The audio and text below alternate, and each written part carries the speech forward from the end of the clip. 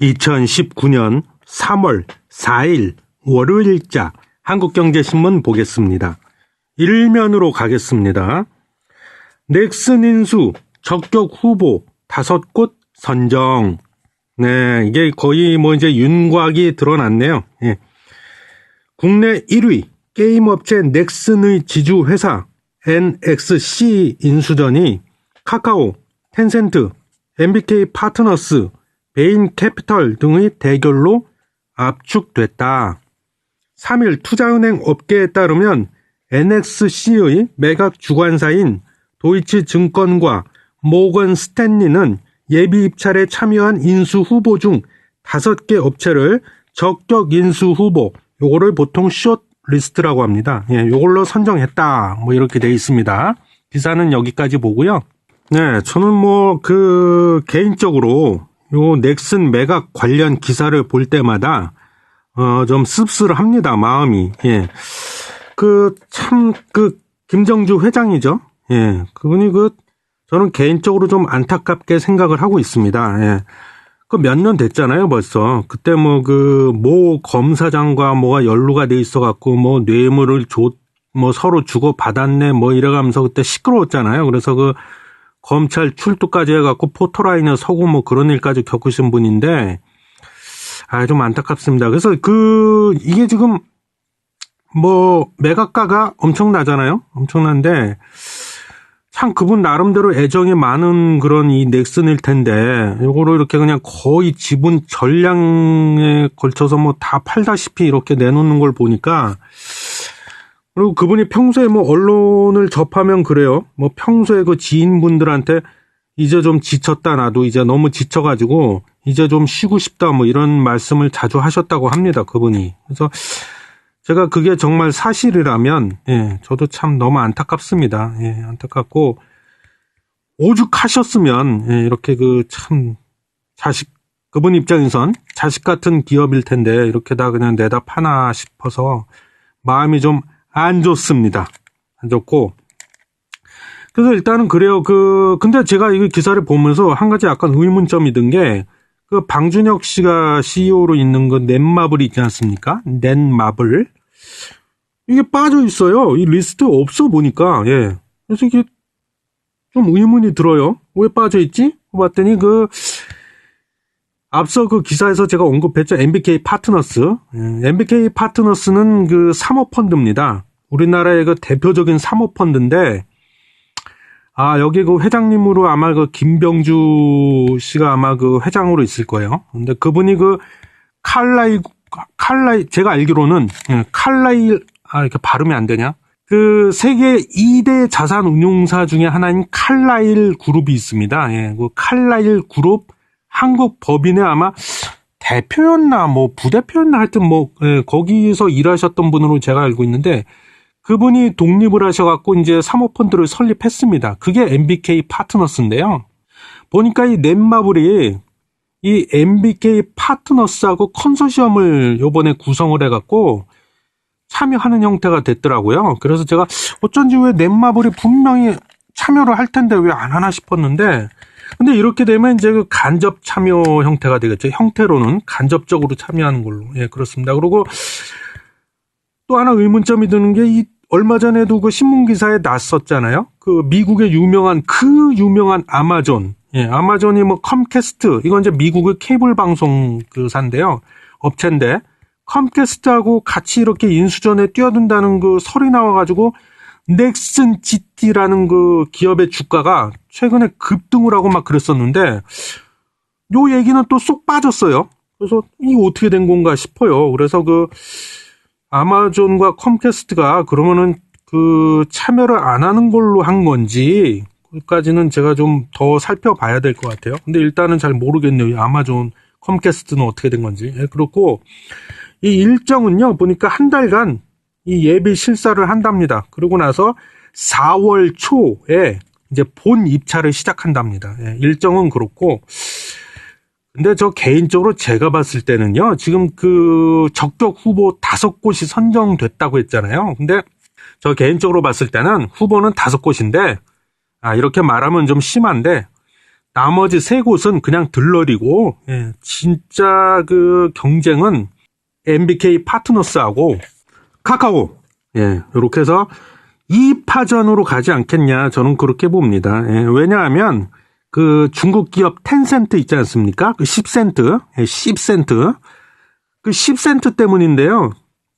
즉, 다시 말하면요, 뭔 소리냐면 이 10센트는 넷마블의 3대 주주입니다. 예, 그리고 동시에 또 이 카카오의 2대 주주예요. 두 번째 주주. 그러니까 영향력이 크죠. 예, 그래서 이 10센트가요, 거의 전 세계적으로 봤을 때 게임 업체 1등이죠, 1등. 예, 그래서 막강한 자금력을 갖고 있지 않습니까? 그리고 중국의 게임 시장을 거의 그냥 좌지우지, 들었다 놨다 하는 수준인데요. 이 텐센트 때문에 그래요, 저는. 그래서 2파전으로 가지 않겠냐, 그렇게 보고. 근데 저는 이 10센트를 보면서, 예, 정말 세월 무상이란 말이 떠오릅니다. 예. 이 10센트가요, 예, 처음에는 정말 별 볼 일 없었어요. 그래서 처음에 그 한국산 게임을 수입해다가, 예, 중국 내 시장에다 팔던 그런 업체였거든요. 그래서 한 예를 들면은요, 크로스파이어. 아시는 분은 다 아실 겁니다. 크로스파이어. 예, 총쏘기 게임이잖아요. 요거를 이 10센트가, 예, 수입해갖고 팔았는데, 이 게임 하나로만 1년 매출이 1조 5천억이 넘었었어요. 예. 이거 어떻게 보면 좀 심하게 표현하자면 가만히 앉아서 돈 버는 거죠. 예.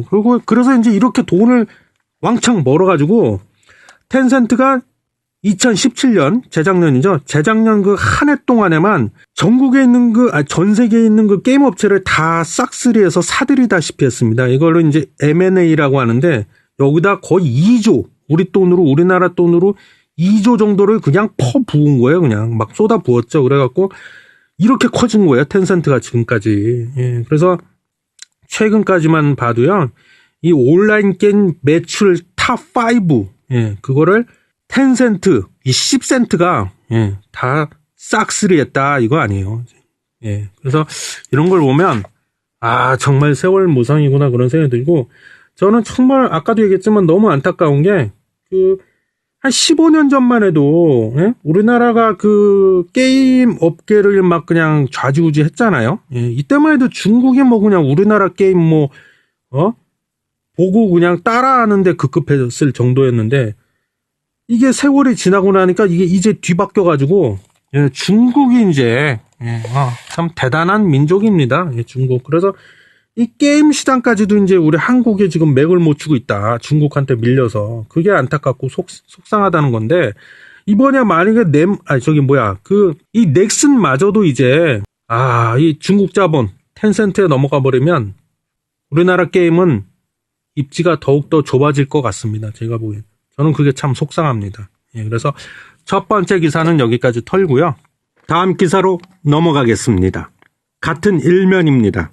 핵 단판 깨져버렸는데 땡땡땡 연합훈련부터 없앤 한미, 이런 머리 기사입니다.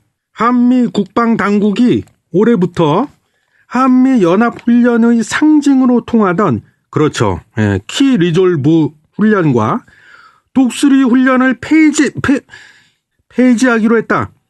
2차 북미 정상회담이 결렬된 지 3일 만에 전격적으로 내려진 결정이다. 예, 참 빨리도 결정했네요. 근데 이 기사 바로 위에 보니까는요, 우리 어른이 또 트럼프 아저씨가 이 뭐 하는 짓이야 이거. 정말 이 사진이 하나 올라와 있는데요.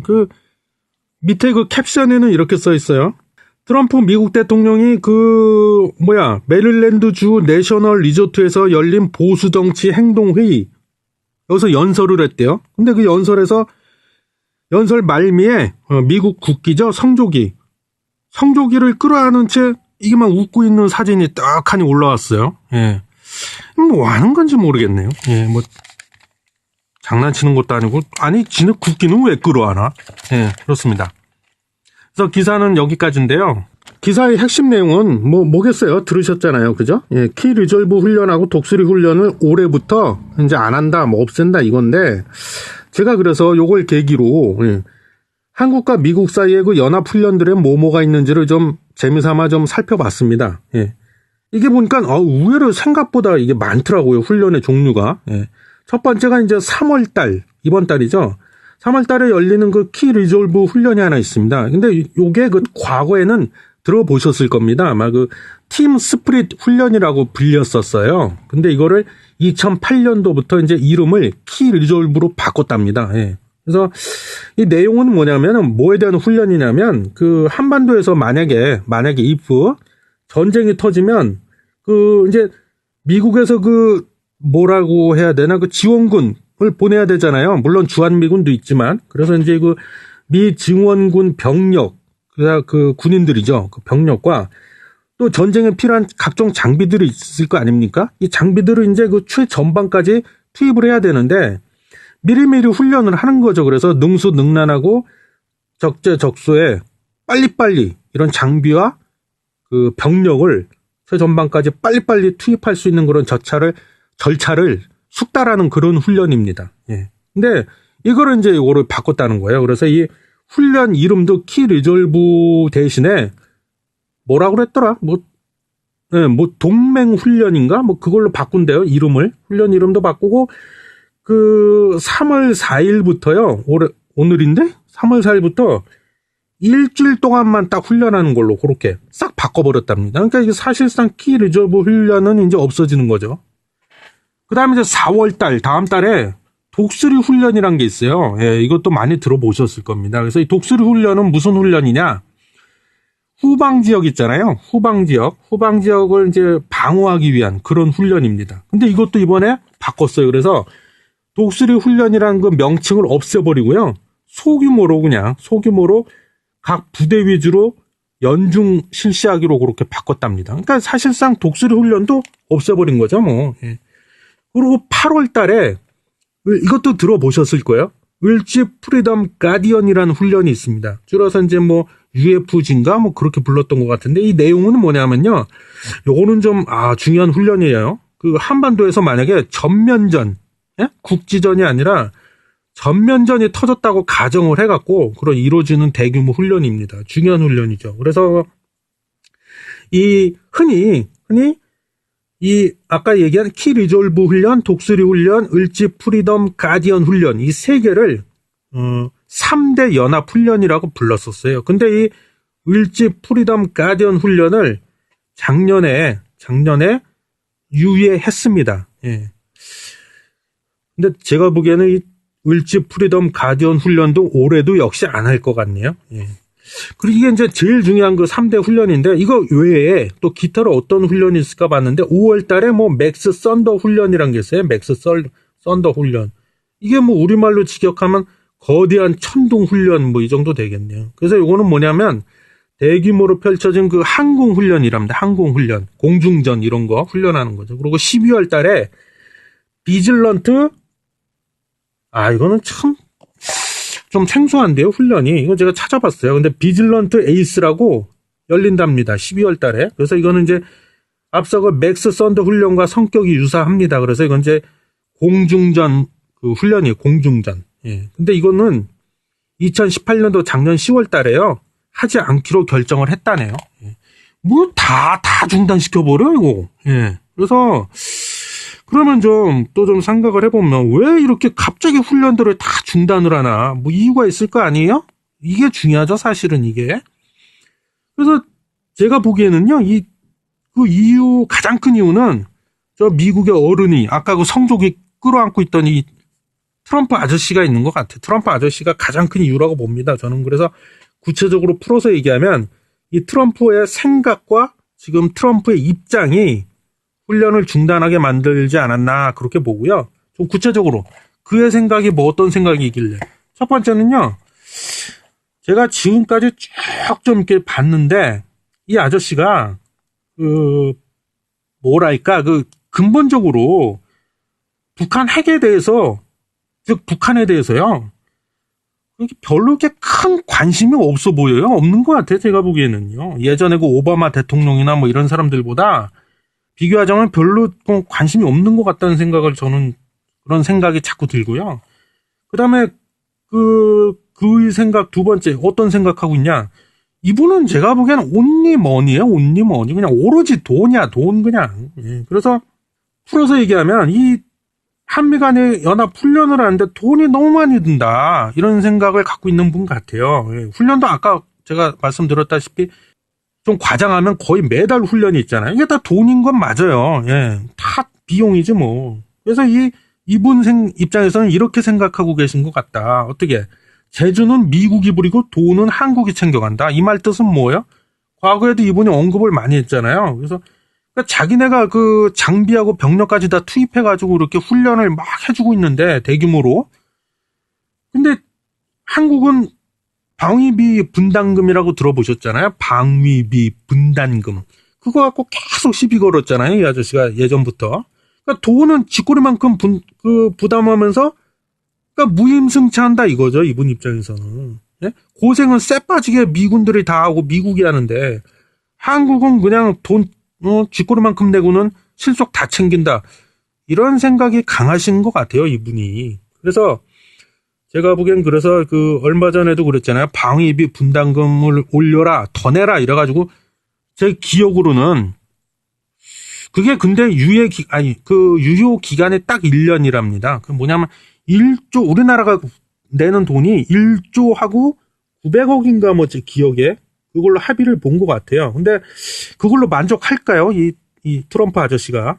그래서 1년이 지나면 이제 다시 협상을 해야 되는데 그때는 돈 더 내라고 그래서 지금부터 이렇게 한미 연합훈련을 과감하게 중단을 시켜갖고 지금부터 이제 그 압박을 하는 것 같아 내가 보기엔. 그래서 다음 그 한미 방위비 분담금 협상을 할 때 자기가 우위에 서려고 지금부터 이렇게 압박을 하는 게 아닌가 이런 생각이 강하게 저는 들고요.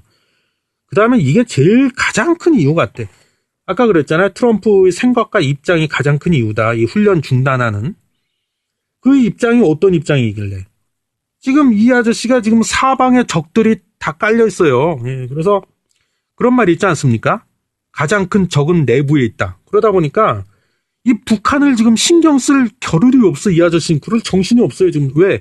자기가 지금 죽게 생겼거든 당장. 그래서 사방에 적들이 지금 막 온갖 적들이 다 나서갖고 트럼프 아저씨를 지금 벼랑 끝으로 내몰고 있다. 예?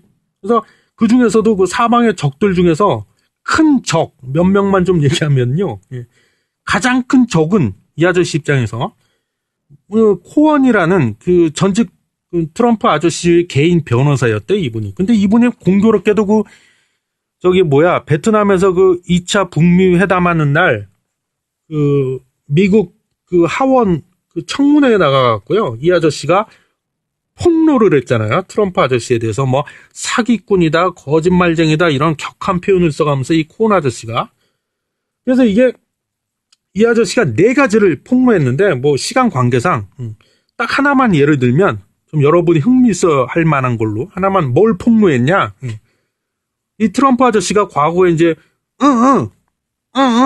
분가를 해갖고 했는데 이제 그걸로 이제 그 한 여성분들이 있을 거 아니야? 상대 여성분? 그분들이 혹시 발설할까봐, 폭로할까봐 이제 돈으로 입막음을 했다. 이걸 또 폭로해버렸어요. 코안 아저씨가. 하나만 예를 든 거예요. 그런 식으로 이제 4가지를 폭로했는데, 트럼프 아저씨 입장에선 신경을 전혀 안 쓸 수가 없는 입장입니다, 지금. 그리고 또, 2번째, 또 이게 이제, 적이 누가 있어요. 로버트 뮬러라는 이 검사 양반, 특별검사. 그래서 이제, 그동안 특검을 했는데, 이제 곧 수사 발표를 한답니다. 예. 그래서 이제 이때 기소를 할지 안 할지, 그걸 결정한대요. 그리고 또, 설상가상으로다가, 지금 재집권, 미국은 중임제잖아요. 그래서 대통령을 한 번 더 할 수 있습니다. 근데, 한 번 더 할 수 있을지도 모른다는 거예요. 지금 상황으로 봐선, 즉, 재집권도 불투명한 상황이다. 이 아저씨는 제가 보기에 한 번 더 대통령이 너무 하고 싶은 아저씨인데. 그래서 왜 불투명하냐? 미 하원 의장이죠. 낸시 펠로시. 누나죠, 누나. 트럼프 아저씨 입장에서 봤을 때. 그 누나도 그냥 입만 열면 공격하고, 트럼프 아저씨. 그리고 거기다 또 엎친 데 덮친 데라고 이 코르테스라는, 트럼프 아저씨 입장에서 보면 웬 애죠, 애. 웬 애가 또 하나 나와가지고 또 올해 30살이래요, 이분이. 이 여자분인데 민주당 의원이래요. 초선 의원인데 트럼프 아저씨 입장에서 봤을 때는 웬 애가 하나 나와가지고 그냥 틈만 나면 그냥 나를 자꾸 씹네. 이 여자가 뭐 이렇게 되는 거죠. 예. 그리고 근데 지금 이 코르테스라는 분이 30살이면 뭐 한창 그 패기왕성할 때 아닙니까? 혈기왕성할 때. 그러다 보니까 뭐 그린 뉴딜이다 이러면서 그 사회주의성 정책을 많이 좀 얘기를 해요, 이분이 지금. 미국은 자본주의 사는데 아이러니죠. 예. 근데 이분도 제가 보기엔 대선에 출마할 것 같아요. 제가 보기엔 분명히 할 겁니다, 아마. 그러니까 이제 트럼프 아저씨 입장에서 골치가 아프죠. 내가 웬 저 애하고도 내가 이제 경쟁을 해야 되나 이런 생각이 들고 그렇습니다. 그래서 이제 지금 이런 상황이에요. 그래서 이 훈련을 중단하는 게 아닌가. 그렇고 끝으로 저는 정말 걱정스러운데요. 이 기사를 보면서 끝으로 이런 생각을 합니다. 저는. 아니, 그 생각이라기보다는 우려라고 해야겠네요. 우려. 그냥 제 개인적인 겁니다. 개인적인 우려인데요. 정말 이런 식으로 가다가 한미 동맹이 만약에 그냥 뭐라 그러지? 그 속빈 강정이라고 그러나요? 그러니까 알맹이가 없고 그냥 껍데기만 남아버리는 거예요. 그렇게 돼갖고 소위 코리아 패싱이라고 하지 않습니까? 코리아 패싱이 일어나 버려갖고 이게 이제 가시화가 되는 겁니다. 그 코리아 패싱이. 그래갖고 궁극적으로는 이제 미국이 우리와 협의라든가 이런 거를 소홀히 하면서 미국이 이제 독자적으로 나가버리는 거죠. 그래서 정말 일어나서는 안 되는데 최악의 경우 미국이 군사 행동을 취해버린다 이거죠. 이제 북한에 대해서 뭐 예를 들면 선제 타격을 한다든가 그게 저는 제일 지금 무섭고 걱정스럽다는 겁니다. 예, 이 기사를 보면서 느끼는 게 그렇습니다. 그래서 오늘 한국경제신문 털기는 여기서 마치도록 하겠습니다.